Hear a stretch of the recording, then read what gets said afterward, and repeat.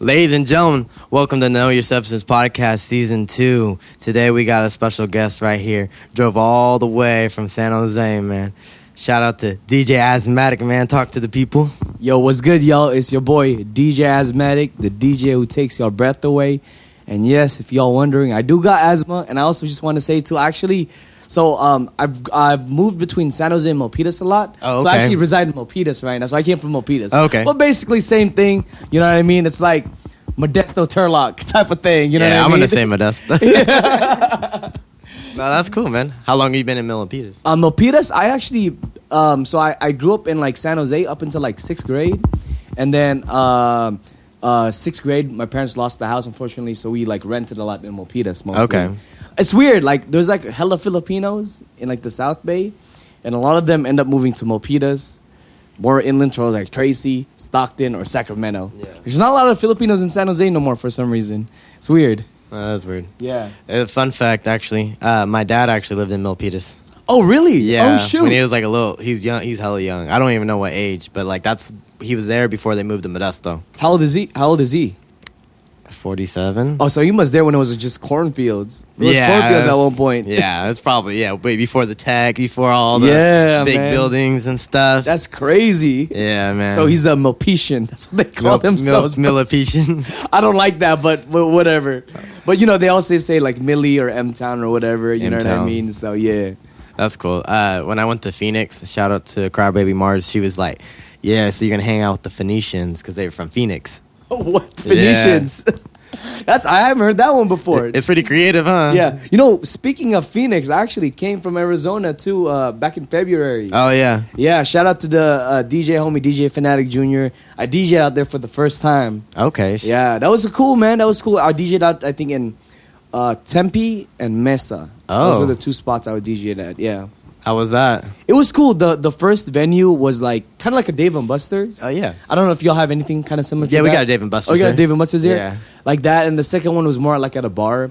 But it was kind of like, it sucked because they were around like a neighborhood. Uh-huh. Right? So they had to like cover up like the dance floor-ish. So people weren't really dancing. Cover up the dance floor. Like they had like an ordinance from the city where they couldn't have people like dancing with the music too loud. Yeah. So they made them like cover up the dance floor with like tables and stuff. You know what I mean? I mean, people were still vibing out and people were still popping bottles, so it was still a cool experience. You know what I'm saying? That's pretty sick. Yeah, man. Yeah, they're just trying to get around the whatever the laws are. So you said you went to Arizona to DJ over there? No, just to hang out with my friend. Oh, that's dope. It was spring break. Yeah. I've never been to Phoenix, and she's out there, and so it was cool. We went to what's that one place called? It's near Flagstaff. Oh my gosh, I can't think of it. It's like the Red Rocks. It's Sedona. Sedona. Okay, Yeah. I don't think I heard of Sedona. Okay, it's like 2 hours out. It's just like it's really pretty, all natural and Yeah. stuff. You know, Oh, that's on a little dope. hike. You know. Yeah. And then we came back that next day, and I went to my first basketball game. The Suns. Oh, really? Yeah. Oh, man. That That's must have sick. been lit, huh? Yeah, I've never been to a basketball game. That shit's crazy. Because baseball games and football games are like, they're so big. But like basketball games are hella intimate, you know. They got the performers, they got the influencers, they got the cheerleaders, all in like the time span of a timeout. Oh, wow, that's crazy. They just doing stuff. I've honestly, man, don't get on me, man. I've been to a football game. Oh, yeah, I've been to a baseball game too, actually. For sure. No, I haven't been to like a football game like for like the NFL, but like college, I guess. There was this one time where our college at the time, I went to Milpitas High School. Man, when I was going to school there, the football team was stacked, right? Our whole D-line were a bunch of polys. And, polys are huge, you know what I mean? But yeah, I think they like had like a game in like the Levi Stadium. So that was pretty cool, Hey, but I never been to like deal. an actual game. Not even a tailgating party too, man. I need to. They're fun. Yeah. Are you a Niners fan? Yeah, but I'm not really like into a fan like that. Like, Yeah. Probably, the Niners. Niners. I wish the Raiders were still out in the Bay. Yeah, man. know? Me, honestly, I'm for I support anyone from the Bay. Yeah. Raiders, Niners, you know what I mean? But to be honest, I was a little bit biased towards Raiders, even though, yes, I know they've been losing a lot for all these years. But because I grew up on old school hip hop, so NWA, they used to always rock the Raiders gear. Yeah, so the that's why I LA like hat. the Raiders, yeah. Yeah, that's hard. Yeah, man. I think I started to care about the Raiders when I got more into hip hop too, because So I played for a Pop Warner team growing up. Shout out to the Modesto Broncos. And like the last few years I was there, we were doing like fundraisers, and we could play like during halftime. Or that's like dope. after the game. So after the game or halftime, we're like suited up in full pads and we're just playing a game.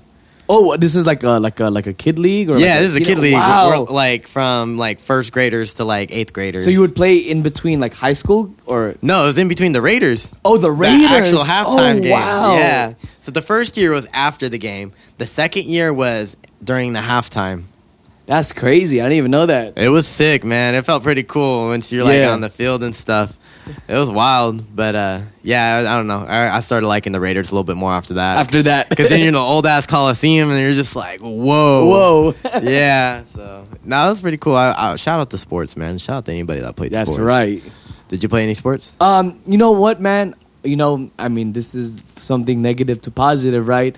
I was a kid with asthma, and I had really bad, like, extreme, like, eczema. If y'all don't know, eczema is like a skin disease, right? Where you can get like really bad rashes and everything. You get really itchy, especially when I sweat. I get itchy a lot. Mm-hmm. So I used to be that kid sitting on the corner because I had asthma. I used to go to a regional center. Anyone who grew up on the east side in San Jose, they know what regional center is. That was like a second home because my mom used to trip out every time I had asthma attacks. Because it's kind of hard when you're younger having asthma attacks. And then maybe high school, my dad got me into more like gym, like lifting. So I got really into lifting for a little bit. And believe it or not, I ended up becoming a trainer right after high school, right? So I worked as a trainer for a long time. Shout out Fitness 19. I became DJ Asthmatic, which is hella ironic, right? And right now, currently, I mean, man, I've been on like my Muay Thai boxing stuff lately. Muay Thai, I was training with with my coach, Coach Sean Clamaco from Smash Gym, Milpitas. Man, he's hella dope. He just signed a contract to One Championship. Yeah, you know One Championship? No, I don't. It's like the UFC, but for Asia. So he got signed to a contract, recovered from a whole injury, do boxing at Milpitas Boxing. Shout out Coach Angel. We also, like, every once a week, like, we do, like, a class with my DJ crew, the Uplifters and everything. Mm-hmm. And I've been sparring a lot lately, too. So that's been hella cool. That's you know what I mean?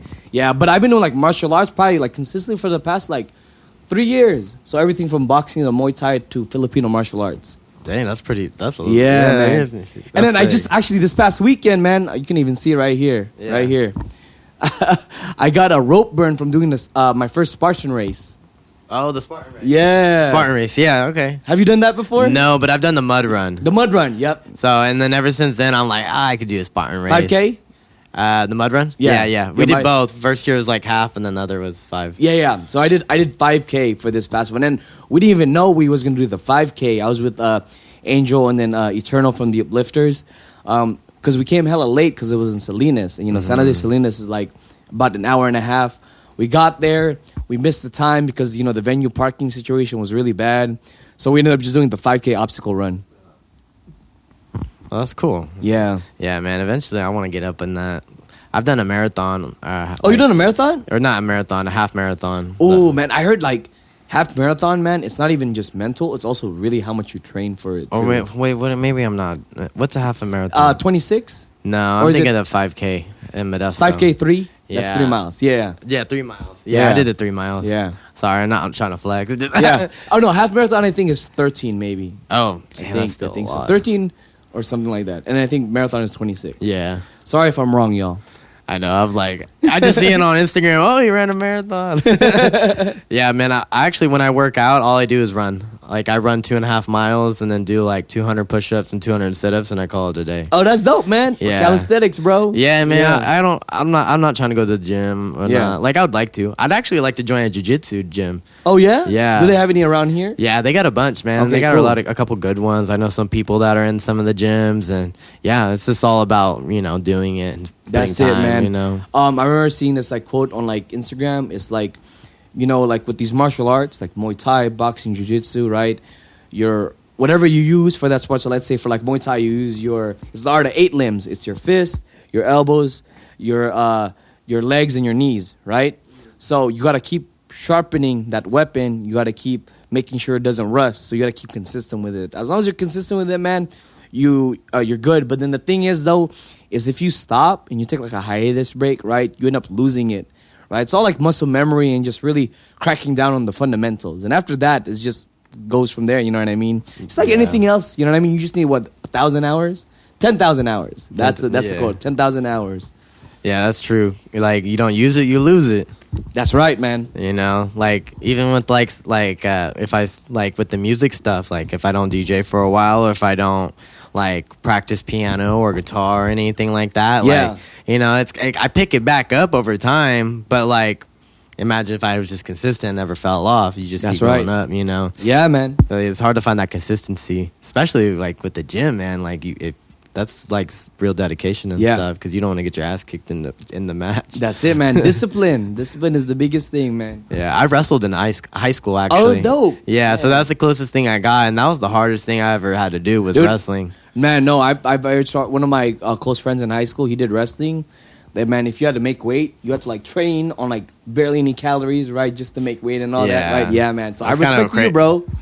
Yeah, I wasn't too into. I wasn't like doing like going crazy like that, but I did have a lot of friends that did. Yeah, that were like super big on watching their weight. They were going to like masters. There's like, bro, it's a crazy lifestyle. Oh yeah, for sure. Respect to the fighters. I say fighters are the gladiators of today for sure. Yeah, because nobody else is doing that. You know what I mean?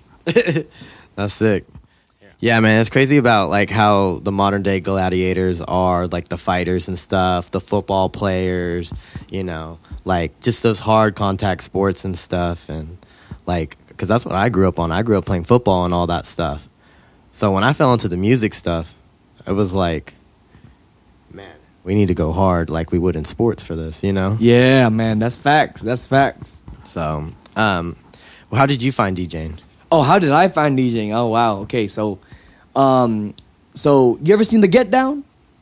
I don't think so. You ain't never seen The Get Down? Okay, so The Get Down is like this fictional, but also based on some true events. This kind of like, it's kind of cheesy, ain't gonna lie. It's kind of cheesy, and it's kind of like kung fu-ish, kind of based off like a comic book-ish type of thing. Is on Netflix original. They never finished the series though, which is hella upsetting. But it was about the come up of hip hop, and you know, hip hop came about because in New York in the East Coast. So it talks about like all the things, and there was this drug dealer in the movie named Shaolin Fantastic, right? But instead of staying to the lifestyle of the streets, he wanted to become a DJ, and he was trying to learn in the Netflix original by Grandmaster Flash. Which is so Grandmaster Flash actually helped produce it and all that, you know, all that thing for the Get Down. So that DJ, man, he made me want to DJ. And then one of my homies at the time, Vince A, shout out to Vince A, he was getting into music. He was like singing, right? So I told him like, yo, bro, after seeing that show, man, I want to become a DJ. And he's like, bro, you can do it, man. Do it. Right? So I got my first controller. I think it was a Numark Mixtrack Pro 2. Right, got some DJ lessons at the studio, and yeah, man, that's it from there, man. Man, it's crazy, like humble beginnings. Like if you see my setup now, like I got a subwoofer, 2 JBL 15 inches turntables. Man, there's this one photo where it's like one boofy ass laptop stand with this JBLs, and then a Timberland box, like shoebox that carried all my wires. Oh, wow. And then my Numark Mixtrack Pro 2 on top of it, connected to that speaker. Wasn't even like an XLR, which is an RCA to quarter inch. Hell yeah. It's humble beginnings, man. It's crazy. That's awesome. Is the Get Down like a newer show, or is it older? I think it came out like 2018, man. Oh, so it's pretty new. Yeah, pretty new. I'm gonna have to check that out. Check it out, bro. It's pretty dope. It talks about like the 4 elements of b-boying, DJing, MCing, and graffiti. Yeah, for sure. Yeah, that's sick. Yeah, man, that's pretty awesome. And then how did you get introduced into the Uplifters, if you want to talk about that? Oh, yeah, man. Okay, hey, shout out to DJ Eternal, man. So it was hella funny. I'm going to talk about this on the podcast, too. I always get on him for it as well, too. So DJ Eternal was on the radio, and that's how I knew of him. And I think I seen him at like a debut one time, right? So, you know, where I was getting the DJ lessons at, it's not really what I wanted, right? So, I mean, I was doing it on my own, and I was still learning, you know, from my friends too. But I really wanted someone to help mentor me. So I asked this dude at the gym to give me lessons because I knew he was a DJ before. But he ended up referring me to DJ Eternal. And it's funny. I sent but before that, I found him on Facebook and I sent him this whole essay like, hey man, I'm an upcoming DJ. I really want to learn why he should teach me. And then he leaves me on red. And then that's when I met the homie at the gym, maybe a year later. And then he introduces me to him. And he gave me lessons at Street Set University in the East Side on Eastridge at the back of this barbershop. Hella dope. So that's where we did lessons. He put me on game. He would refer me to gigs with the debut. And this was before the Uplifters. And then COVID happened, right? So after COVID happened, DJ Eternal calls this meeting with me and 4 other DJs, right? And he's saying that he wants to start this collective called the Uplifters. And it was so crazy because right before this happened, man, I was really considering on slowly bleeding out from DJing because I got sick with some migraines where I had to drop all my gigs for 3 months. Bro. Oh, wow. And there was a lot of good opportunities at this time. I think because I was working a full-time hustle, right? I was a manager at a gym for the personal training department, and I was doing gigs. I was burning myself out. So I got literally sick from it. And I was stressed out from personal things. So he asked me to become a part of it. So that kind of reignited something. And man, honestly, if he didn't, I wouldn't be here talking to you right now, man. Yeah, I don't think we would have never met. That's for real. That's crazy how we met. Was that the social? Yup, in downtown. Yeah, man. You were with DJ Ivy? Ivy, yup. Yeah, and I was with my 2 friends, and I was just like, man, y'all were turning up, man. Yeah. We had just saw the Red Hot Chili Peppers, and so we were down there. It was my idea, yo, let's go downtown San Jose. So we popped up, and yeah, man, it was a good time. No, dude, I remember you and your 2 homegirls, man. Y'all were vibing out the whole time. Yeah, man, we was turned. We was lit, man. It was a good time. I like downtown San Jose. I think San Jose's got one of the best downtowns in the Bay Area.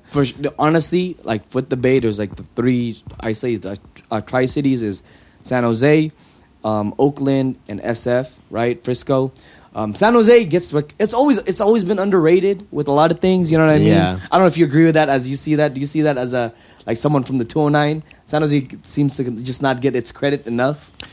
I might be biased, but yes and no. Yeah. Because growing up, I knew a lot of people who got a lot of family out there. Oh. So they was always out there. So I feel like it's more of a cultural thing for us to like San Jose. Because there's so much family and stuff. Yeah. Like San Jose is I feel like Modesto's big cousin, you know what I mean? Yeah, that's it. Yeah. That's how I see it. Everybody's got family from there. A lot of people come from there to here. Yeah. So that's true though. I've always seen San Jose as an equal with Oakland and San Francisco, you know what I mean? I never saw it any less. Yeah. Well, I guess, I saw some things. I remember seeing this thing on TikTok where some girl was like, oh, San Jose's not the Bay. I'm like, oh my God. You can't say it's not the Bay. Even Mac Dre quoted San Jose. Yeah, and he did. Getting richer and richer than San Ho. You know what I mean? So I was like, come on.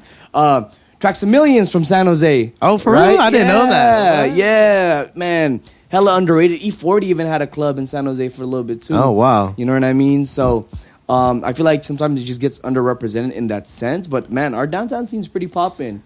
You know what I mean? And there's a lot of events that get thrown there. Especially after COVID. There's a shout out to all the DJs Cozy, 2000s Party by Nate Rios, Sons with throwing hella stuff, and I launched mine Where You At functions. Yeah, I saw that. Congratulations, man. Thank you, man. So that's I seen your guys' first few events, man. It look cracking. I appreciate that, bro, man. It honestly, even before I was in the club scene, at the beginning of my DJ career, I got more of my my influence. And respect because I used to throw a lot of events too. Just like you, bro. I'm the same as you were. So it's crazy enough. So I always worked 2 to 3 jobs ever since I got out of high school, right? My first job was McDonald's when I was 16. But ever since I got out of high school, I worked a lot, right? Just because I had to help my parents out a lot and my family, you know what I mean? But I used to manage this clubhouse, right? And we used to throw events there. Right? So we would do legitimate stuff like posting up on Peer Space and host baby showers, parties, whatever.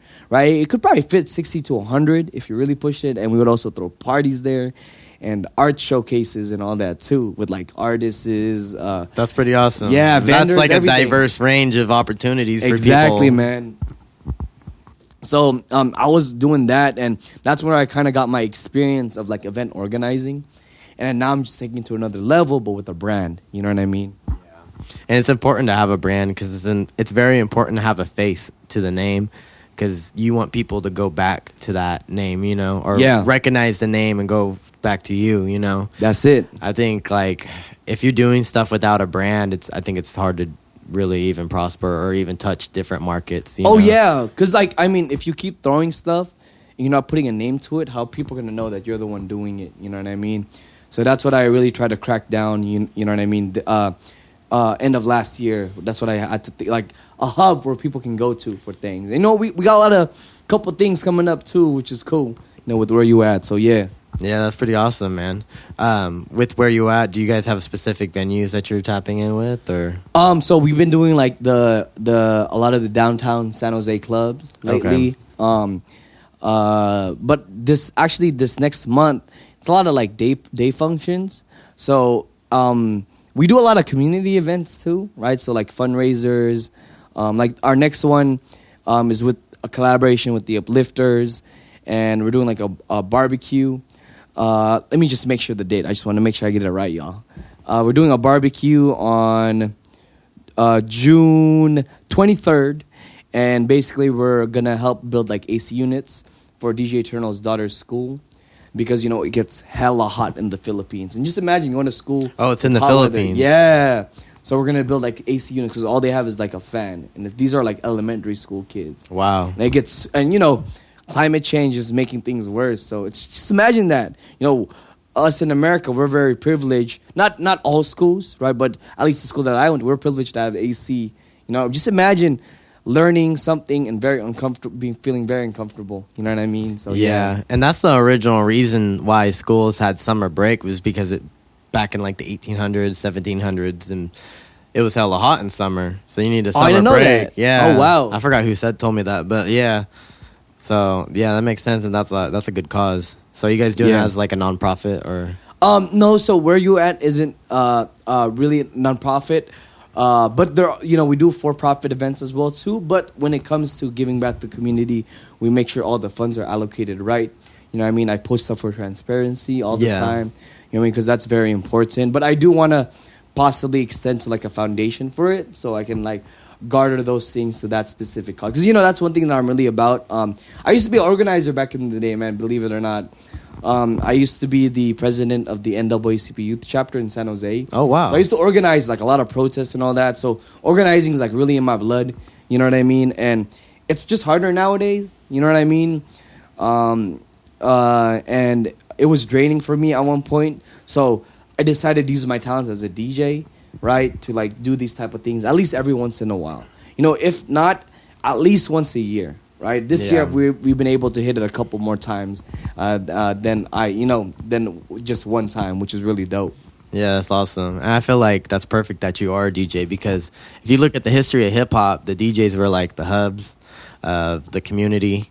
They brought everybody together, and they were the community leaders too, because you know what I mean, like everybody gravitated towards them and stuff, you know. They were the ones breaking the records. They were, you know, supplying the party and stuff, you know. And that starts with community. That creates a community, and you know, over time, if you choose to organize more beyond that, you know. So that's awesome, man, that you even have those skills, because not a lot of people know how to organize events, or even like what you said, the NAACP. Yeah, like that, you know, that takes a lot of precision and a whole team. Yeah, man. You know, so to even work and communicate with the whole team, that's a whole nother skill by itself. Because I have a communications degree. Yeah. And like, we didn't learn what we probably should have learned. Yeah. But that might be my fault, but it might not be. I don't know. But like, I learned a lot of my skills, organization skills as well, from throwing parties and all that stuff. That's crazy. Because I was doing that before I was DJing. Oh man, that's crazy. No, honestly, dude, like, all my organization skills were from just actually like putting in the work. You know, some people think, you know, you can learn everything from like a book and you can study, but nah, you got to really put in the work for that type of stuff. And, you know, I like to add on to the fact that you said how like DJs were like the community leaders, the united people. That's crazy, because, you know, Whenever someone needs somebody or needs a service, they hit me up. All types of people that follow me are from all different walks of life, from corporate to people from the streets to people working regular jobs to other musicians, artists. Man, it's so crazy, and sometimes it's dope because these people come together, they'll meet at my events, and then they end up networking or maybe even getting together. Honestly, I had 4 different couples meet at my gigs before, which is hella funny. Not saying I was the one, but that was like the first interaction, and next thing you know, they're like a couple now. You know what I mean? So yeah, man. Yeah, bringing people together. That's it. That's awesome, man. Yeah, it is a good feeling, like bringing people together, and then you start seeing them that they became friends. It's like, oh, where they become friends at first. You're like, oh, I have an idea. That's awesome, man. So, with that being said, so what have you kind of just been focusing on? And you've been focusing on the events, right? Where you're at functions. You're not doing any or you're doing fundraisers sometimes, right? Yeah, fundraisers. Really working under the Uplifters. Because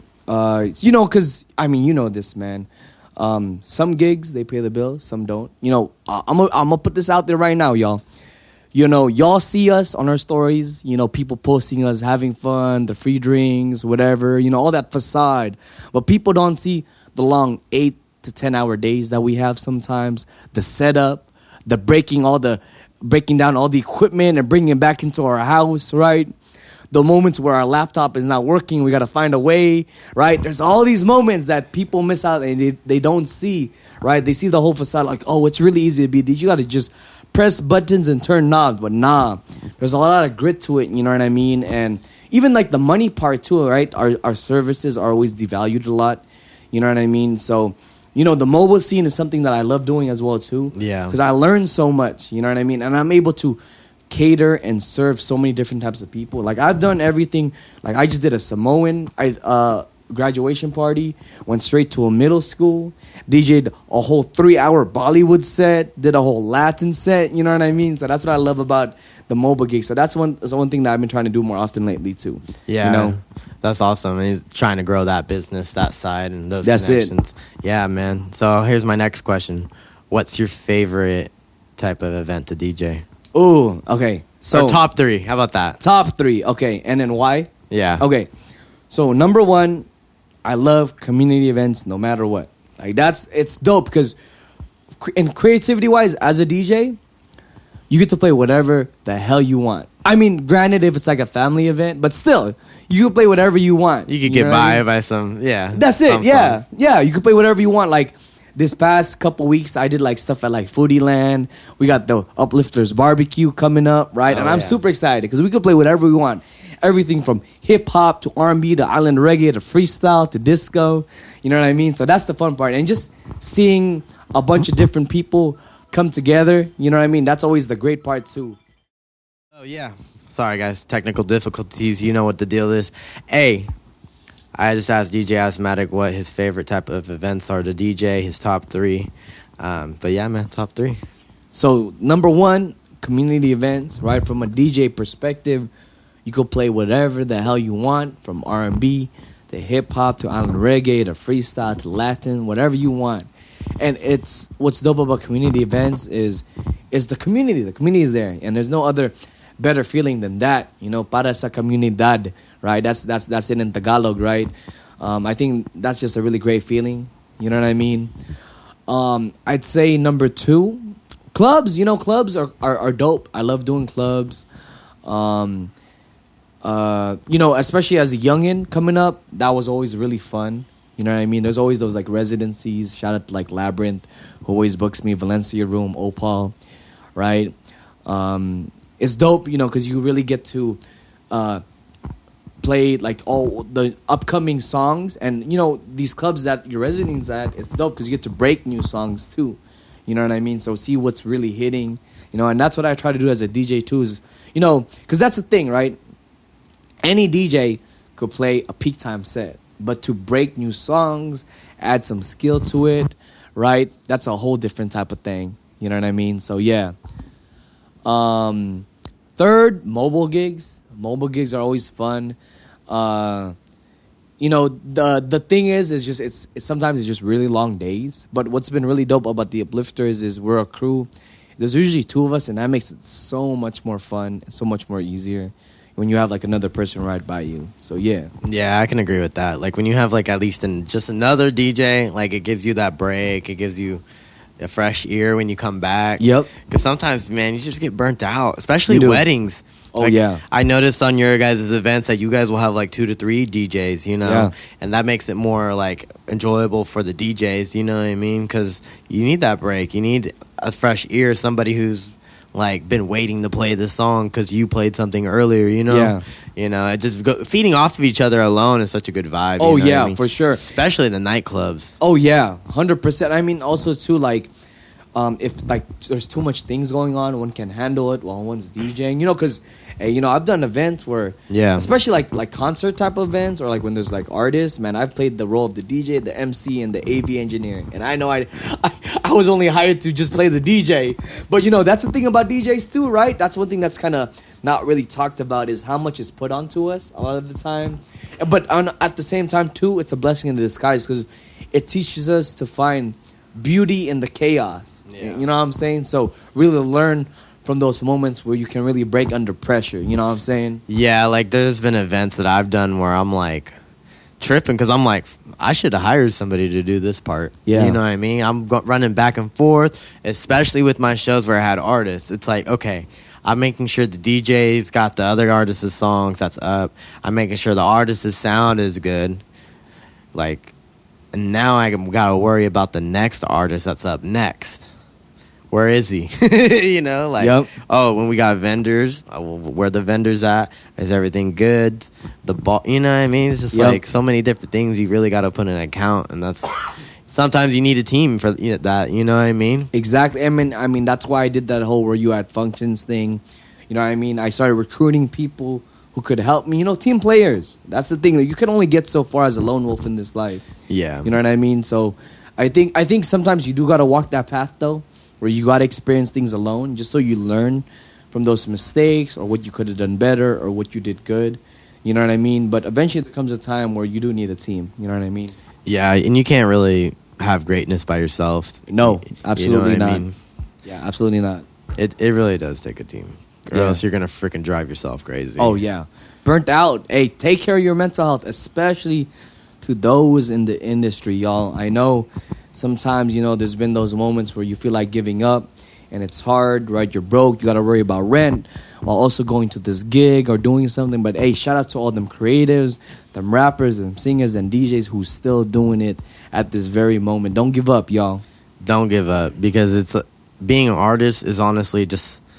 It's a life lesson in itself, is learning how to channel like your emotions and all the pain and all that stuff just to make people entertained, or whatever you do with that energy, you turn it into the art, and that keeps the people entertained. You know what I mean? Yeah. But make sure you do it for yourself first. Yeah, absolutely. Like if you're not having fun at the party, why do you think other people are gonna have fun at the party, that, bro? Because like, there's been times where I was like, man, I'm like, I don't want to be here. Like, I don't feel like turning up right now. Yep. But everybody else is. So then, you really got to hustle in that. And you're not doing yourself a service. That's right. That's a disservice. You know what I mean? I just to add to that too, y'all, for those who are not artists, but, support their friends, their homies, their local musicians, DJs, whatever. Hey, just know that we always give like a little piece of ourselves in that set, in that event we throw, that song we give, that poem we give, right? There's always a little bit of ourselves that we try to give to y'all. You know what I mean? And sometimes we give it so much where we think it's abundant in energy, but it's not. You know what I mean? We're just as human too, with all these type of things. So yeah, hey, props to those who support us though. You know what I mean? Who come out, because there's a lot of people who really show love, especially through like the DMs and social media. I appreciate y'all a lot for that, Yeah, for real though. Yeah, shout out to all y'all that actually care and actually recognize real, because it really isn't like, I don't know, I feel like people like glamorize kind of the DJ life. They kind of make it seem like they'll be like, oh yeah, you're doing this, you're doing that, you're doing this, and like in our mind it's like it's just another weekend, and we're very grateful for the situations, but man, we're tired. Yeah, I mean, beats us up, you know. Oh yeah, I mean, and you know, I work day job too. I mean, that's just how it is. Like living out in California is hella expensive, especially in the Bay too. Hella expensive. Yeah. So you know, my main job during the week is really working with people with disabilities, special needs. I'm in aid, you know, for a lot of for a couple clients. I also personal train too. And I'm also doing school. I'm studying sociology at San Jose State. So sick! Congrats. Yeah, man. So it's a lot of different things that I do, you know. But I do my best to really try to keep up with everything and do my best with it. Yeah, I think you got a full-time job too, right, bro? Yeah, man. I was a full-time teacher up until summer. There we go, man. Congrats on that, bro. Thank you. Yeah, right now I just got to find another teaching position. Yeah. So I was a long-term sub. Okay. And so that made me want to be a teacher because I enjoyed it, and it was easy to honestly it was easy to balance with the DJ life because you have it on the weekends, the DJing on the weekends, and school during the week, and then you have all the holidays off, and then you have the summers, and then how I see it is like, okay, now I got all summer to really run it up with this, this business, with the music, with all that. And really focus and dial in. So when school comes around next year, I'm more calculated, you know? That's it, bro. And, you know, do it until I want to. Hell you know, yeah, I don't man. always have to be a teacher, you know what I mean? Yeah. But I always have it, you know? Yeah. And take those skills. Yeah. I mean, think about the organization skills and team leading and building on all that stuff it takes to run a classroom. Like, it was tough this year, man. That was a really tough battle, was trying to figure out, like, all right, what do these kids need? How do I get them to learn this? How do I get myself to learn this? Because I haven't been in school in forever. So, yeah, man. Hey, shout out to the teachers, right? Y'all are really teaching the future generations. I remember there was a couple of teachers I really remember throughout my years of childhood that really impacted me in different ways, you know what I'm saying? So, man, you're doing a lot right now for that. Yeah, thank you. Man, straight up. Yeah, man, it's crazy. My teacher for the Teachers College, he said something today. He was like, okay, name the last 3 Super Bowl winners. He had us close our eyes. And then he's like, name the last 3 Miss America winners. And then he's like, name the last 3 American Idol winners. Okay, now name the last 3 teachers that made an impact on you. Oh, wow. And then your top 3 friends that made an impact on you. He's like, who do you remember more? Oh, man, that's crazy. That's crazy. The first 2 or 3 you said, man, I don't even remember. But the teachers, my 3 friends, I for sure remember that, man. And the whole time I'm thinking, I don't watch that shit. Yeah. But then he said the teachers, and I was like, oh, yeah. That's wild. And so it's crazy. It kind of puts a lot of, like, pressure on me, like, me personally, like, trying to be, like, kind of not like a role model, but, yeah, like a role model, and also really trying to, like, still be myself and, like, you know, kind of grow in that type of field while balancing the business and stuff. So that's it, bro. So it's a cool journey, you know. I'm willing to take it on, you know. And, like, at the end of the year, you know, you just give the kids game throughout it. Either they pick it up or they don't, you know. That's it, yeah. That's respect, bro. Yeah. So I got a question for you, because your stories be lit for elementary and middle school. Your gigs be lit. You got them all singing and all that stuff. Top 3 songs that these kids are listening to and they're singing at the top of their lungs. Oh, man. I remember because I literally just DJ'd a middle school yesterday. Fiend by Travis Scott. Okay. Carnival. Is that by Travis Scott or is that by Ye? I think that's Kanye. I think it's Kanye. It's Ye, right? And then it was. Oh, it's Ye? Yeah, I don't know. Ye, Kanye, aren't they the same? Well, Kanye's Ye. Oh. Ye is the IDGAF song with Drake. Oh, and YG? No, not YG. I don't really listen to Ye, so I can't be like, oh, it's this song. But Ye is Kanye, and then Ye is, I think it's spelled like Y-E-E. Yeah, well, whoever Carnival is by, a lot of these, the girls, they love like Sabrina Carpenter. Oh. Sabrina Carpenter, Olivia Rodrigo, and Taylor Swift still hits. Taylor Swift, you know what I mean? hits. Yeah, a lot of Taylors. Or Swifties. They call it Swifties, right? Yeah. Oh, well, okay. Actually, it depends. You know what I mean? Like, I think it really depends on the demographics, too. Yeah. You know what I mean? So, at least... but, hey, they also still know, like, Love by Keisha Cole, too, which is hella wild. Yeah. That was actually the thing I saw in your story where I was like... How like that's what I'm saying, right? That was wild, man. I think that's so sick, man. I think it's because of TikTok and Instagram Reels. That's my theory. It has to be that. You know what I mean? Because they know those. You know, that's another one that they still know. I did this middle school too, way back when. But they said, "Oh, can we get Rick rolled?" They know what a Rick roll is. Man, they still Rick rolling fucking 20 years, 30 years later. That's crazy. Man, Rick roll. That's like trauma right there. That's like I hated that, man. What the 2005, 2006 YouTube days, and you're just watching a video that legitly something you want to know. It's like, oh my god, I just got Rick rolled. Yeah. Were you ever on LimeWire? Oh yeah, man. Of course. Did you ever get Soulja Boy'd? What's Soulja Boy'd? Like Soulja Boy, and he said this on an interview later on. He said he would post his song, Soulja Boy Tell Him. He posted his song under like the top hits that were cracking. So like 50 Cent in the club, you know, whatever was cracking. And it would just be Soulja Boy Tell Him. Oh, for all the songs. Wow. Like that he would just do, like he'd post his song over and over again until the point where it was like you had to make sure you're clicking on the right song or it might be Soulja Boy. Oh, might be Soulja Boy. I think I did get Soulja Boy a couple times. Actually. Yeah, bro. I remember that as a kid. So when he said that, I was like, what? That's crazy. But that's good marketing, man. Yeah, that's good marketing. People don't realize what Soulja Boy really did for the culture. Oh, he did a lot, man. He was hustling, man. Yeah, and he had some slaps. Like, oh yeah, he changed our childhood for sure, man. For sure. Yeah, man. Shout out Soulja Boy. One of my students, I was DJing for the play day, right? And I was like, what do you guys want? What do you guys want to listen to? Because I'm kind of like, I don't know what you guys want to listen to. Like, I want to play like, you know, Harry Styles or something, you know.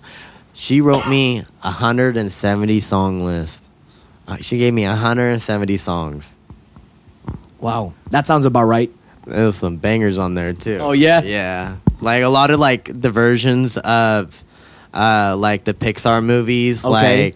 like Celebration from one Cool in the Gang? Yeah, but it was like the version sang by like Justin Timberlake for like Trolls or something. Oh wow. I think. I don't remember. But like, you know, or it would be like the movie soundtrack for Super Mario Bros. Yeah. Kirby's playing Dreamland.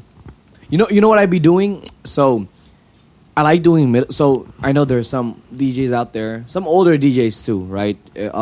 Who doesn't like doing these school stuff, but honestly, I think as DJs we have to stay up to date with the new music. You know what I'm saying?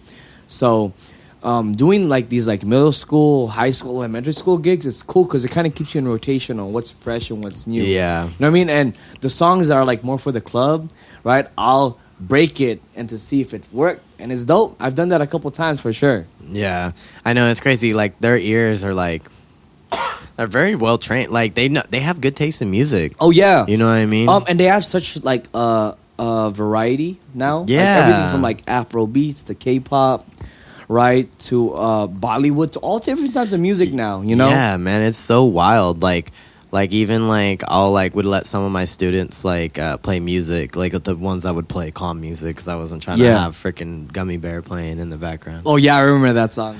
Yeah, that's still a hit. Gummy Bear's still a hit. Gummy Bear never fell off, and you'll probably hear it for another 20 years. But yeah, man, I'd let them play music, and they're playing like Beach House, Mac DeMarco. Oh like, wow, you know, like just like super chill stuff, and I was like, the hell, like there was this one kid, he kept requesting like Still Dre, two of America's Most Wanted. I'm like, yeah, he's on that. Know this song? Some Mac Miller. Yeah, Mac Miller. Shoot, what's that popular one? It's something with the kids. Spins. The Spins. Spins, yeah. The Spins. Yeah. The Spins. Yeah. That got requested too. Like, they wow. love that upbeat stuff. Oh yeah. A lot of the time, like I'm usually playing between like 118 to like 150 BPM most of the time for them. That's usually how it is. Yeah. That's like the best music for them because they can just constantly dance to it. That's all they really want. Anything else is too slow. And then you only can play it for a minute and a half, and you got to switch to the next song, or else they get bored. Shout out to TikTok for that. Did you ever have like DJs like come to your school when you were a kid? I did, but okay. The one I really remember was my prom, right, senior year. Okay. And the DJ was mixing. I remember the mixing was good, but the problem was 80%, maybe 70-80% of our school was Asian, and he played like a 70-80% Latin set the whole time. There was Latinos in our school, and there's nothing wrong with I love Latino music, you know what I mean? Yeah. But he didn't, now that I remember, he didn't read the crowd right, you know what I mean? So...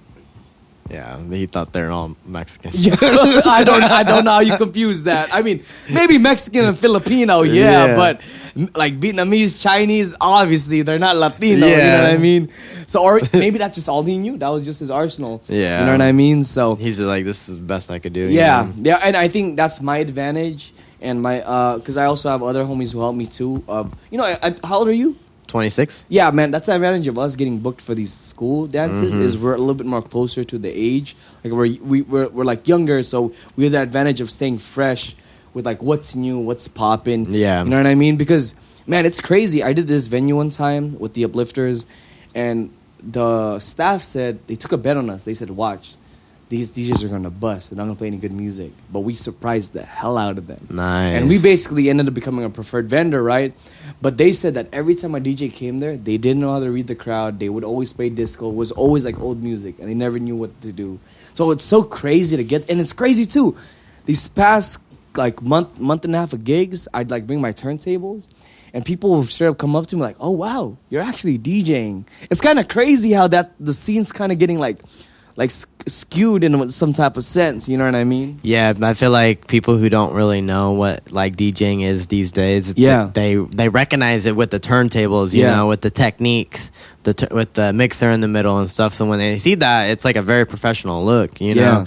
But then they see like either if it's like a cheaper controller, you know, they're like, oh, this is, you know, that's it. Or even I don't know. It is wild. I definitely would always get a lot of compliments when I bring out the techniques and stuff. Yeah. I don't use them as much. I leave them here just because they're so heavy. Oh yeah, man. I had a SD and it kind of got like messed up. Basically, whenever I plugged it in, it would sound like the speakers would sound like muddy. So I think I fucked it up just all the banging and all that. Yeah, man. Over time, it adds up. So I've been bringing my turntables a lot more. So I've been getting a lot more compliments for sure for it. So yeah, I feel that, bro. Yeah, and they feel good when you play. Oh yeah, man. And I feel like you get better at DJing, right, when you're using turntables because it just feels. And then when you apply it to like a controller or a CD, that's nothing because I use a controller or a turntable. You know what I mean? I know. SRT or Rain. Pioneer or Rain? Pioneer. Oh, you know what? Man, I've been using, so a lot of the Uplifters, they use Rain. And I've been liking the Rain feature with the turntables because you can plug it in and you don't need like a phase or a needle or anything. It just straight up, you just connect it to the mixer and then you can use the vinyl without having to connect it. You know what I mean? So I was like, man, that's a really dope upgrade with the Rain. That's pretty cool. Because I have PLXs, and I have to use phases to use it. And sometimes phases are like, have you used phases? I have phases. Sometimes it like messes up here and there. It's really hard to connect. Yeah. Like I feel like I have to like do a bunch of troubleshooting and stuff. Oh, dude, like sometimes like I'll have like gigs where I'll just stop working out of nowhere. Oh, wow, really? Unplug it, reset it, switch to internal mode. Yeah. And, that's already a lot.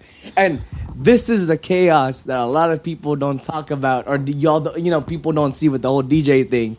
You know what I mean? But our sets will still seem seamless. That's part of the performance. You know what I mean? Yeah. Meanwhile, we're like shitting bricks. Hey, I got a little. Hey, this is the life we chose, bro. We can't complain, man. Yeah, high pressure, high anxiety, all that. Oh man, I'll tell you what. I thought my DJ career almost ended last summer, and I knew it wasn't meant to be because I was saved. Look, I had just got the phases, and I would only use one turntable because that's what I was used to. My DJ table didn't really fit like two, so that's what I bring to the club. And I had just started playing. It was my first time at this new club out here in Turlock called the Crew. My first time. I've always wanted to DJ there. I was like, yeah, finally. You know what I mean? I got that. So I go do this thing for my aunt, and everything was fine, right? I get the Crew. All of a sudden, my laptop's not charging. Like it says, like, oh, it's plugged in, but the battery's still going down. Oh shit! So I'm thinking the whole time, and plus I have the phases plugged in, like. So I'm like, I gotta turn off the phases. So I was just DJing on the mixer because I couldn't waste any power. Yeah. And it got to the point where it was like I had 2 more hours in this gig, and like it was at 10%.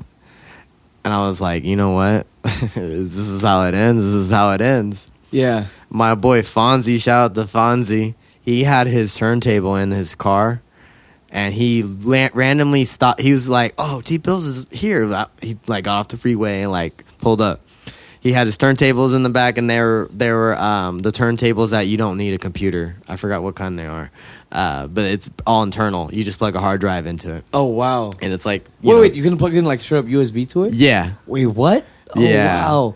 So he was like, I was like, he's like, hey, what's up, bro? And I was like, I'm tripping right now. Like my computer's about to die. I don't have any other backup. And he's like, oh, you want me to go grab my turntable? I'm like, do you have it? He's like, yeah, bro. He pulled that thing up.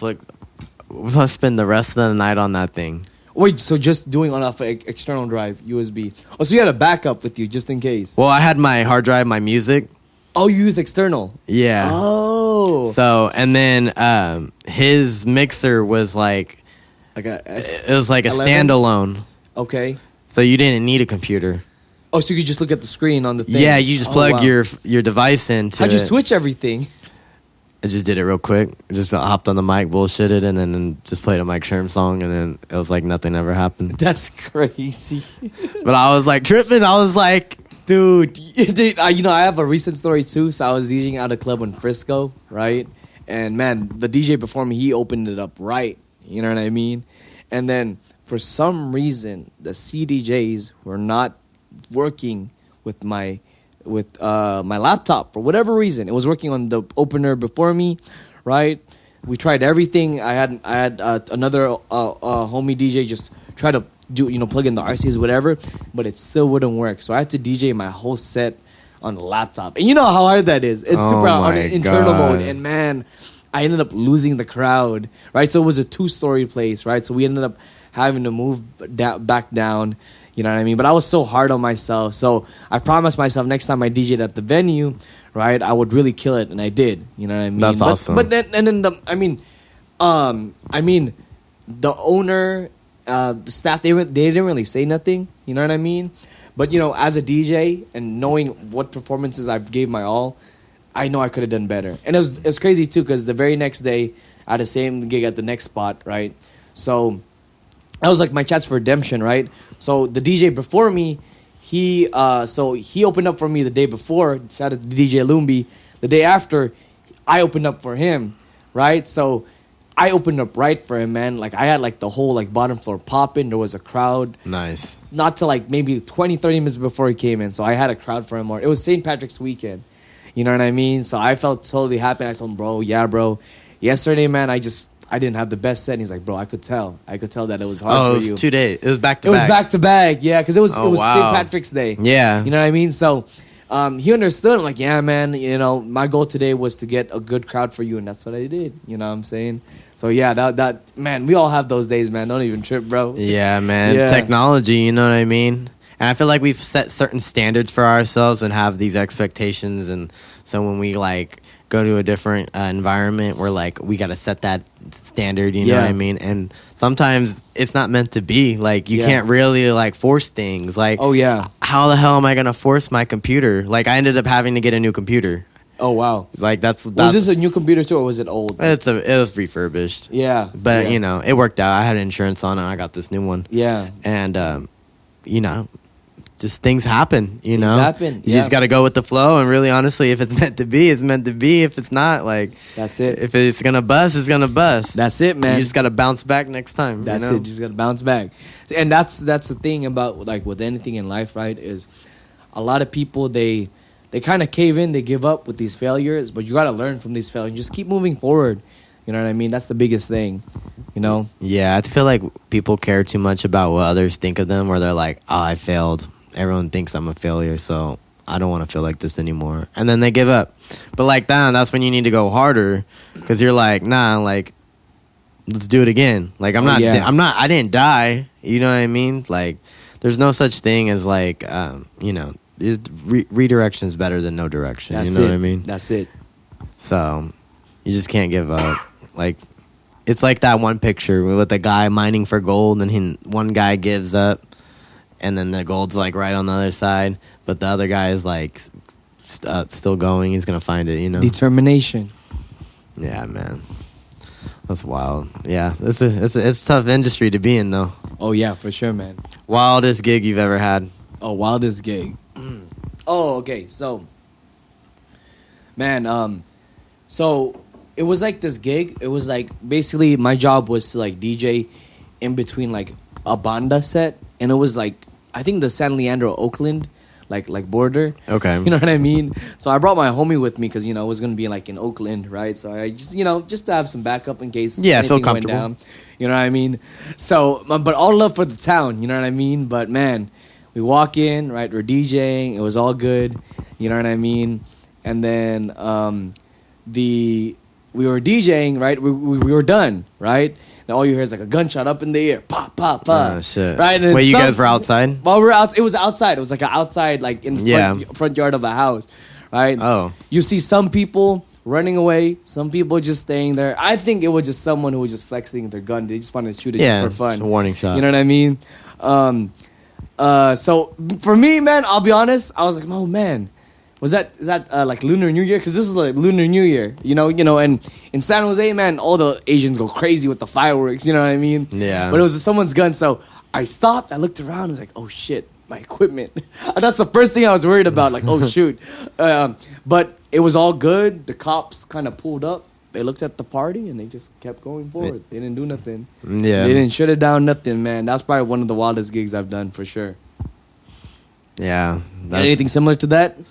No guns. Well, not that I know of, but I DJ'd this thing in San Jose. It was like an underground strip club. I think you probably know. If you know, you know. If you know, you know.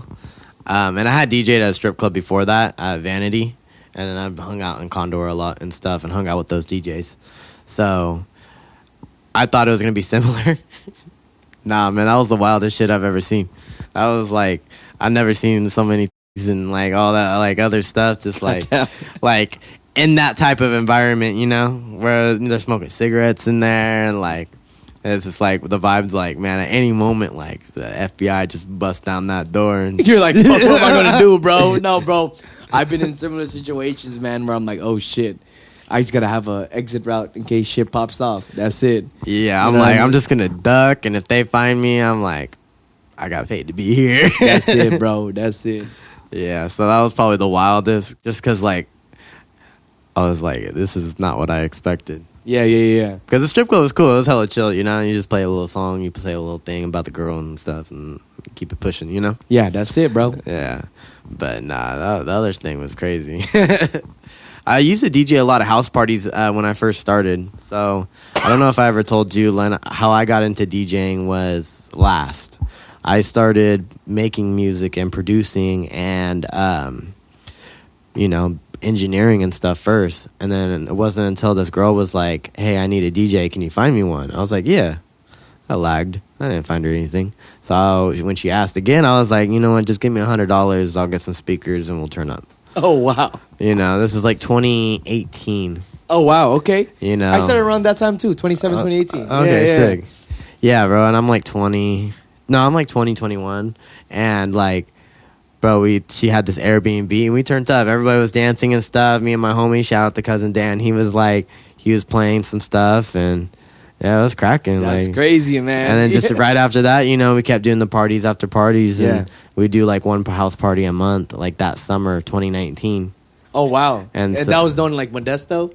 Yeah, bro. Oh, shoot. And we used to have a fat party scene back in the day. A lot of people don't realize, like, Modesto party scene, like 2010 to like 2016, 15 was like cracking. Oh, wow. And I was in high school from 2012 to like 2016. So wow. That was like my experience at least. Yeah. But like, it was That's what I know about the 209. Y'all really like fuck with like the whole like house party scene. In San Jose, when I was going to high school and a little bit after high school, I used to go to a lot of house parties, but maybe because I'm older now and I do other gigs, maybe that's why I don't see it as much. But I don't think it was really like that over there. You know what I mean? Correct me if I'm wrong. Anyone from the South Bay, you know what I mean? Yeah, for sure. Just because I feel like over there too, it's like a lot more regulation. Like especially the county, they're just hella strict. Yeah. Like I think there was like this one spot. It was like this mansion somewhere in like Southside San Jose where people would always throw parties, right? And you just had to know about the spot. Remember, I think like a helicopter came and just like shut it down. Oh wow. It's easy too, you know what I mean? Unless you're like in East Side, like honestly, my most fun parties were like in East Side San Jose, right? Man, you could have the party bump until like freaking 4 a.m. and no one would care. Damn. But if you're in like the rich part of like Saratoga, Campbell, man, it's getting shut down by 10, 11. I'm gonna tell you that. Yeah. Yeah, man, house party scene is wild. Like to see like yeah, we probably don't see it as much anymore because we are older, you know. But like even when I was like 19, 20, like I mean, I wasn't trying to go to high school parties, obviously, but like I was definitely like throwing my own parties at that time, and it was crazy. Like yeah, there's probably like a few kids from high school going and stuff, but it was like all people our age. So like I feel like it was just like our generation that was just really turning up at these houses and stuff. Yeah. Like 2018, this was before I was before I was DJing. Okay, so summer of 2018, before I was DJing and all that, I threw these 2 parties in Westside Modesto with the homies at one of their boys' house. Like we rented it out and stuff. And bro, it was just the wildest thing. We had like 100 to like 200 people there. Holy crap! And we were charging at the door. I had a bar. Damn, bro, I found somebody's freaking ID from the first party. Used it to get a keg for the second party. And the fool looked nothing like me. That's crazy. It's all 5'8", you know. Like, man, Modesto houses are pretty big too, right? It's a decent size. Modesto's pretty big. We got like 200,000, 250,000 people. You know what I mean? And like we got the surrounding cities, Ceres, Salida, Riverbank. The cops be shutting down like crazy, or not really? The house parties back then? Yeah. It depend. Yeah. You know, like it really depended on the party. If shit went down.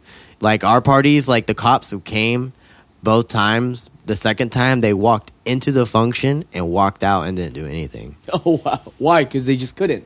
What are they going to do? Yeah. I think it was just like, honestly, fuck this. Yeah. Man. No, because, you know, that clubhouse I used to manage, the first party that was thrown there, there was some kid who was like underage, right? And he was drinking. He was barely, I think, just 20 or whatever. And then the cops came at us like, dude, honestly, one of the cops was about to beat me because I was like, "Oh, what warrant do you have to check in?" Because I think they thought it was like a venue that we broke into, but it wasn't. It was like a legit business, but they ended up just shutting it down because of that one kid. You know, he was okay. You know what I mean? But he was just out in the middle of the street acting a fool and stuff. You know what I mean? That's it. Yeah, I seen a party in Ceres one time, just the town right next to Modesto. A helicopter came for that. There was probably like 200, 300 people in this party in the south side. You didn't go to that one? I was there, yeah. It was wild. Oh, wow. Yeah, it was hella people, bro. It didn't even last that long. It probably lasted like an hour or 2 hours. Oh, that sucks. Yeah, shout out to Julio for throwing that. But like, yeah, some kid was hella drunk, talking hella shit to police. They beat his ass right there in the street. Oh, wow. Yeah, like with the batons and everything. It was wild. Oh, damn. Like, did people record it too? I think so. There? I think so. Yeah. I mean, I don't know. I didn't see too many people recording, but it was like, I mean, I don't know. It was just one of those things, you know? Yeah. It was wild. And then the cops had their shotguns out and shit. Damn. Because Ceres PD don't play. They're a little bit more like conservative than Modesto. Oh, okay. They had the shotguns out like a bunch of kids? Pretty much. Teenagers? They weren't pointing him, but they just had him, you know? That's crazy, bro. They're just hella flexing. Yeah. I don't know. It's wild. I think high school parties, like, don't need to be that serious. A lot of people, I feel like the house party scene died though in Modesto because it just got more dangerous. Yeah. You know what I mean? People started getting more active, gangs started pulling up, you know, like even when I was DJing in 2019, like it was relatively actually really cool. It was actually like nice, but like sometimes, so we threw a party, my homie, shout out to Tyler Pierce, man, we threw a party in the east side. And it was cool. It was a cool night, but like there was almost an altercation. Like one of the dudes asked my boy to play a Mozzie song, and like I don't know, something. It was during the like they were politicking. There was politicking going on at that time in that area. You know what I mean? Yeah. And I noticed they started banging on some people. Oh man! And so I was like, I told my boy, change the song now. And then as soon as he changed the song, it was like nothing ever happened. Hey, put on some R&B so they don't need to fight. Put some fucking T-Pain on now. Put some T-Pain on, fool. Bartender, go. Bro, it's so crazy how you can change a mood. Man, I've done a couple gigs too where like, man, I don't know if it's okay to play this, or I'll do my research ahead of time, know who this person is or who's around there, and okay, I know not to play that song. You know what I mean? It's crazy. As DJs, you kind of have to be like aware of that. You know what I mean? Yeah, bro. Like even like when there's kids around, like I'll get hella weird if I play a song that's like inappropriate. You know? Yeah. But like the parents don't give a shit. Yeah. You know. But I feel like like I gotta be mindful of these things either way. You know what I mean? We gotta read the crowd, y'all. Read the crowd. You know what I mean? Some DJs they don't know how to do that. I got a good story. My boy Dakota's gonna kill me for this one. So he would help me DJ in the very beginning, and the parents were like, it was for a 10-year-old's birthday party, but the parents kept be like, play that hood shit, you know what I mean? Play that hood shit. So the first song he plays is the SOB song, and the shit drops. It's like, Glock in the party, I be strapped like a gay bitch. And then the 10-year-old girl and her friends are taking a picture right to the left, and everybody looks at us as soon as that shit drops. Oh my god! And then one of the parents, not the ones that hired us, but was like, "Hey, why don't you play this song?" You know, like. And what song was it? What that they showed you? I don't know. I don't even remember. It was a way better song, a way more appropriate song than that one. All right, and we're back. Man, we were talking about house parties and all that wild shit we was doing back in the day.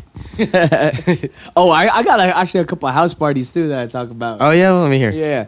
Okay, I'm not gonna say any names. You know, I'm trying to say them, but basically, there was this dude. He was like one of the. There was this dude, and he knew. You know, I threw parties, but it wasn't like crazy parties. I just threw events and just invited hella people. I think he went to like my birthday party and he was kind of inspired a little bit. Right, so it's like, hey Kyle, you help me throw a party, you know what I mean? And just this really nice like Asian dude. Just imagine that, like he's cool with everybody, he knows everybody, he plays tennis, he's really smart too, man. Shout out to him too.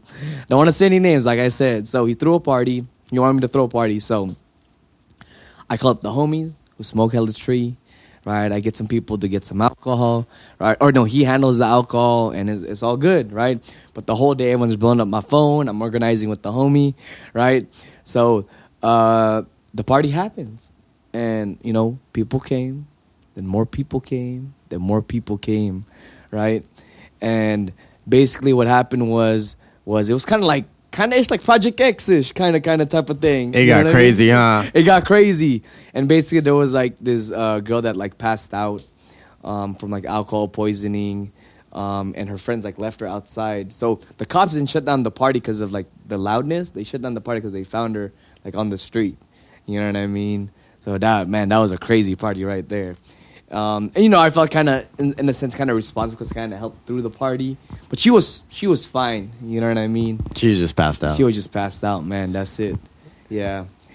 She was a sophomore too, so she was probably drinking more than she should have. Yeah, for sure. You know what I mean? I mean, when you're that, I think when you know, see, that's the thing. A lot of people think like, oh, you know, you should just drink. Your first time you drink, you should go all out. But I mean, the mistakes that you make when you're younger and you learn how to. That's why they say you got to know how to drink, learn how to drink, right? Yeah. You learn how to pace yourself. You know I noticed that with people when I went to Humboldt State. I went to Humboldt State for 1 year. Yeah. And like there was people who were like, 18, that like they never smoked, they never drank, and they just went and did it all. They just went ham, and they had to learn. You know what I mean? Yeah. I didn't really drink in high school. I was more of a stoner. So like when I was drinking out there was a few times I learned my lesson. You know what I mean? Yeah. Like I learned my lesson back home too, but like out there, like there was a few times I was like faded. You know what I mean? Yeah, man. No, man. I learned. I mean, honestly though, like I don't say. I mean, I've like blacked out ish, but not to the point where I don't know what's happening. Because I like being aware still of things. You know what I mean? And just as the homie that's a DJ, I was always worried about my work or how I was. So a lot of the time when I was partying a lot, with my homies. Shout out to the Lychee boys. I would always drive everybody. I don't know if you feel that too. You're just always that homie that always drives everybody because you're the one DJing, working ish. You know what I mean? Yeah, I feel like I was always driving. Yeah. Yeah. That's why, like, one of the reasons we didn't like really drink that much in high school. Oh yeah. I was either driving or we were both driving. You know. Yeah. Responsibilities, man. You know, we didn't really like drink like that. Yeah. Yeah, man. Was there another party? Oh yeah. There was this other party. So I was with my 4 homies or 3 other homies, and you know these homies are the ones that I know that would ride. Like if she were to go down, she would go down. You know what I mean? So we were just all chilling. I think we were like smoking, and then I don't smoke no more, by the way, y'all, just because of my asthma. But I hit up my homegirl. She's at a party, right? She's from Eastside San Jose, and she even invites us to this party. So like we walk into the party, and right when we walk in, there was like a lot of actives over there, right? All of them is eyeing all of us down, all 4 of us, right? They're eyeing us down. And then Sandy, it's like everyone just stops, right, in the middle of the party. And then my homegirl, right, she comes up to me. She's like, Kyle, gives me like a big hug. And then they stop looking at us. They stop eyeing us, right? All right, he good. All right, he good, yeah. So we go all the way to the back because we felt hella uncomfortable being inside, right? So we go to the back, and the people that were chilling there was cool with one of my homies because they played football together. So they were hella chopping it up and stuff. It was, I think, 3 dudes, right? And then these 2 other dudes, right, walk in.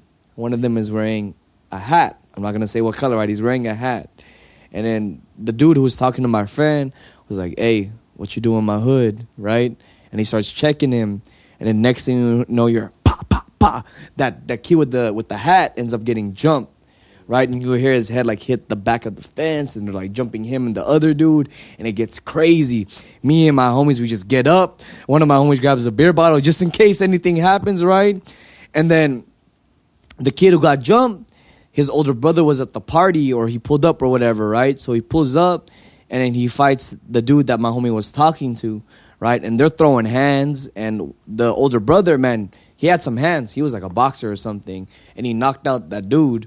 Right, and then they ended up jumping that dude, right? So we're just this whole thing, and we were just, trying to walk back to our car. But while that's happening, the 3 dudes who jumped those people, they're just like walking back to their car too, and they're getting chased down the street. Man, it was chaotic, and we just ended the night going to this hill spot in like Milpitas, and we just drank the rest of the night, and that's it. And that was probably one of my craziest.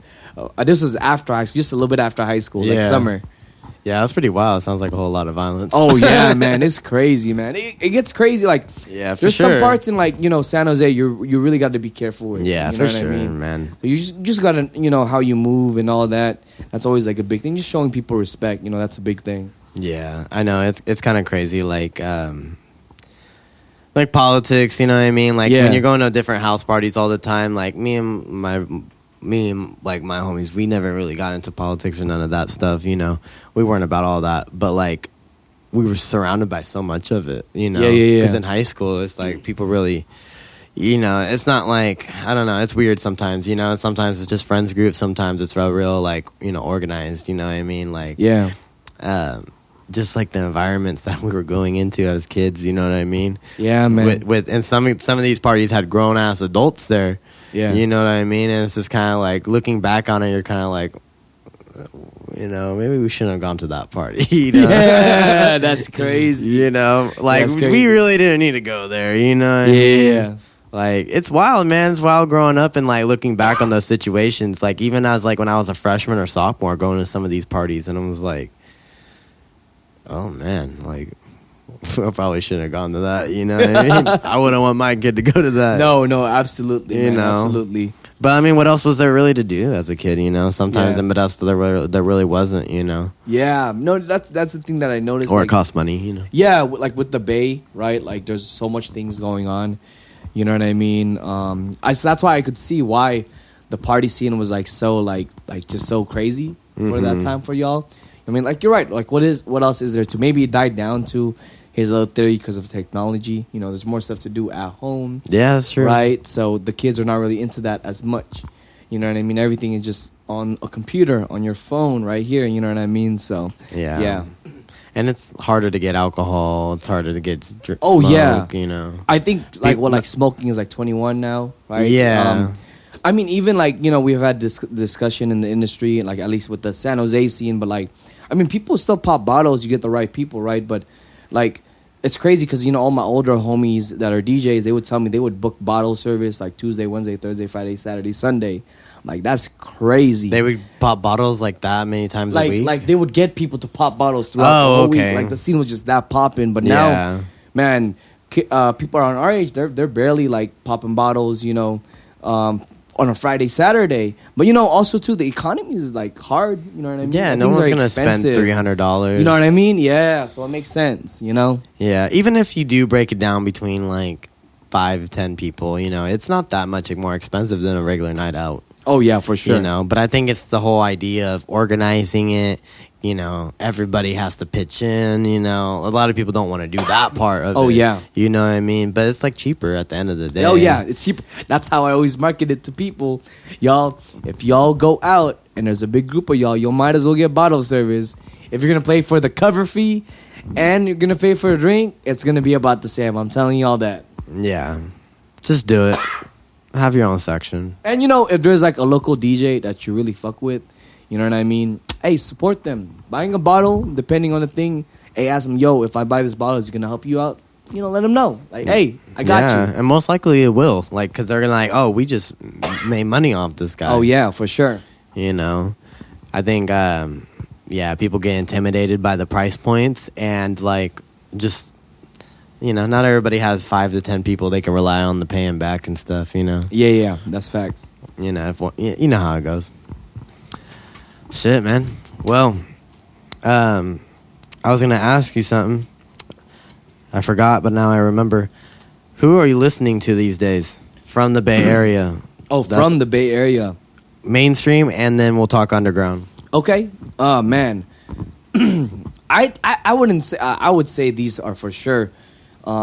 mainstream, like Larry June, La Russell. It's really been on my like playlist a lot lately. Man, I mean, La Russell, he created his whole own movement, and you know the tips and the positivity that he puts on his profile is just hella dope. Larry June, man, his sound is just so different, so chill, hella cool. You know what I mean? It's just different, and just like it's influenced from like samples and stuff. The samples that he chooses are just on point, man. Those are the two I've been really listening to a lot lately. Yeah, I would say the same. I don't really listen to La Russell too much, but I do like listen to a lot of his advice and all that stuff. Yeah. I don't know why I don't listen to his music. I just, you know, I haven't really like went out of my way to like listen to a lot of his stuff, but there's a few songs I listen to here. He dropped an album recently, man. That one was a slapper for sure. Oh, really? Yeah, 100%. Yeah, I just haven't dove into it, you know? I'm weird like that, though. Like, sometimes it's like, oh, I know this guy is, like, doing dope-ass stuff, but it's, like, to resonate with it, to, like, put it on repeat. Hey, bro, I'm going to be real. As a DJ, we play a lot of music, so probably when you're in the car, you're like, man, I just want to listen to this podcast. I don't want to listen to nothing. So I feel you, bro. Yeah. There's like people that like recently, another artist that I've been putting on hold for a minute was Nueva Leo. He's like a Filipino cat from SoCal. Is he the one that... that KB booked? Yeah, KB booked. Yeah, hey, shout out to DJ KB, Let's Funky Entertainment. Shout out. He booked it, man. I just got into him lately, and the reason why I really got into it was because of KB. You know, KB booked him. Like, okay, you know, the homie like really fucks with him, so I'm a peep his stuff. You know what I mean? And it slaps. He got some slappers. It's kind of like a Filipino blast or something like that. Okay. Yeah, man. I know. I just seen the stuff that KB was posting and stuff. Yeah. And like, it was a cool vibe. What more underground artists are you listening to from the Bay? From the Bay, man. Hey, you know I gotta put on for the pares. Hey, shout out to G Dirty. G Dirty, man. He's there for sure. Like, he has a following. You know, he be doing events with the Uplifters. Okay. You know, we take a boxing class every Monday. You know what I mean? I know he's still trying to do it really big. You know, but shout out to that pare, man. He's from San Mateo. Okay. You know what I mean? Man, he just what he's been doing and how much he drops, man, he's super dope. You know what I mean? And he really about it, that's for sure. But he also really about his culture, his familia, you know what I mean? And I really do hope he just keeps going, getting better. And he will. You know what I'm saying? So that's someone I really like fuck with, like underground. Oh, sick. Rap. You know what I mean? Just recently, you know, I just found this upcoming person too. Literally yesterday, I DJ'd his family's like graduation thing. Okay. But I literally just discovered him. But he's been on replay ever since. A little shiesty, man. He hella dope. He's a Uso for sure, man. Uso, man, his stuff go crazy. That's for sure. That's cool, man. Let me see other underground. I don't know what do you consider underground? Is like if they're not mainstream, like pop, like radio? Like, yeah, not radio. Okay. More like yeah, people that like you genuinely listen to that nobody probably knows. Ruby Ibarra, like I mean, the Filipino American community knows her for sure, but she's more about like empowerment, political activism. You know, she's hella dope. She's been. I mean, I feel like she's not underground, at least in my eyes. But I know in terms of like the whole music industry, maybe she's. You know what I mean? Yeah, and I'm talking more like Northern California. Yeah, like yeah. Southern like California in general, underground. Like yeah. But she's hella dope. She started a label called Bolo. My homie Vince A actually got signed to it, which is super dope, you know what I mean? Vince A too, he's underground, but he's getting there. He's an R&B artist for sure. He's from the Bay too. Oh, he moved to SoCal to pursue music. So yeah. Oh, awesome. That's pretty cool. He's in a record label now. That's how it works. You gotta look for it. You know what I mean? Go get it. Yeah, man. The reason I asked is because you know there's like there's so many different music scenes. You know, we have one here in Modesto, we have one in Merced, we have one in Stockton. You know, and then Oakland's got their thing, Frisco, Vallejo, and then obviously SJ and the surrounding areas. So that's why I ask. You know, you never know like who you focus on because it's like. You know, it's hard to focus on so many individual artists. You know, from for sure. Different areas unless they're really making noise. Oh yeah, and as the DJ, we gotta break those records. Right? Yeah, what's popping, what's new. I still do that. I know some DJs don't, but I still do. You know what I mean? I really try to hold on to that and really create that bridge between artists and DJs. You know what I mean? Yeah, and the public, dude. Oh yeah, for sure. I mean, like we're the gateway for it. Like if we really feel like this song is gonna get people moving, like. You know, we gotta test it. You know what I mean? That's right, man. A lot of people don't realize like how much power we really have, and then if an artist doesn't know if people are moving to their song or not, I mean, was it meant to move somebody? You know what I mean? Like, they say that DJs are like music journalists. I'm like, oh shit, that's one way to put it. That's a good. You know I never heard of that. That's cool. Yeah. I mean, I know I have like a following, so whenever like I show genuine love to someone or like support. I'll post it, and I do hope that they get some traction from my followers, you know what I mean? Especially if I'm really fucking with their song, you know what I mean? Yeah, and it's a good feeling. Oh, yeah, for sure. Like, I remember when I first started producing for people, and, like, when I would propose their stuff, they would actually, like, you know, like, be like, oh, who's that? You know what I mean? Like, they're, like, actually, like, showing attention to it, you know? That's one thing I want to get back on the music grind lately is just, like, seeing like the reaction to the podcast and stuff. And it's like, man, all right, let's double down on the music again. Let's do this, you know, let's get some new stuff out, you know. Sir. Start building the community around it, around the events and all that stuff, you know. So yeah, that's why I asked. I think it's important to know, like, if you know of a city, you should know like what the inner culture and like what's really cracking, like who are the people trying to grind, like kind of an example of like I'm going to Barcelona tomorrow, and like I wanted to get a tattoo in Spain. Okay, am I just gonna walk around look for shops? Nah, let's see who's out there putting in work. So I looked it up on TikTok, Barcelona tattoo artist 2024 or whatever, and you know I found the artist that's like posting the most and doing cool little reels and all that stuff. You know. Yeah. And that's you're diving into that culture and that art scene and you know what's really popping, you know. That's facts, and you got to show love and support because how else they gonna eat? That's it, man. That's it. I think at the end of the day, like you really got to tap in with like the locals, the people who grew up there, you know what I mean, who really know about it, and that's what I'm all about too, man. For the people, by the people. That's it. You know what I mean? There's really no like ego to things. You know what I mean? Like, I really do my best to just play for the people and serve the people. You know what I mean? I'm always for the people, by the people. Yeah. That's it. On the real, because, like, you know what I mean? That's the human experience. That's it. And you have to cater to that because you can't have the ego like you said. You know what I mean? It has to be a collective. You know, you got to feed into that energy and however way you can do it. Yep. Like, just traveling across the world last year, that was my first time out of the country when I went to Turkey. Like, just seeing how more similar than different we were was, like, an amazing experience for me. Because it's like, dude, we're halfway around the world, and I feel like I know you. You know what I mean? Yeah. Like, we have differences, but, like, we're more alike. You know what I mean? That's we it, grew bro. up on the same stuff, you know? We just come from different worlds. I think it's important that more people... It doesn't matter if you're from the Central Valley going to the Bay Area or the Bay Area from the Central Valley. It's like, if you know it geographically, you should know it, you know, culturally, too. You know what I mean? Because everything's different. That's it, bro. But I feel like corporations and like businesses and big businesses want to put like suburbs and put these big chains or restaurants and stuff, and kind of takes away from the culture. You know what I mean? Yeah, takes away from the community because there's more separatism. Yeah, no, I mean that's why, you know, those local mom and pop shops you want to support. You know what I mean? That's like a big thing, y'all. Yeah, no, I feel that, bro. I totally feel that. I mean, to put it lack of a better term, but capitalism at its finest. Yeah. Kind of separating the people, you know what I mean? And I mean, if we're going to get a little more, I mean, political, like the news outlets, they're really separating us. But we're more alike than similar if you really think about it, you know what I mean? Even people who, like on the biggest political topics, like, you just name it. Like, I don't want to, like, get into it, but, like, just name it. You people can have separate opinions on those things and then still be more alike. You know what I mean? But it's just how they grew up and how they see the world. But there's not enough conversations. There's just more finger pointing and that's it, bro. People blaming each other, not tribalism. Yeah, tribalism man. too. And it's a very like Neanderthal thing of like human beings. You know what I mean? Yeah. Like, we're at this point, like, we got the whole world in our hands. Why are we still ignorant? You know? Yeah.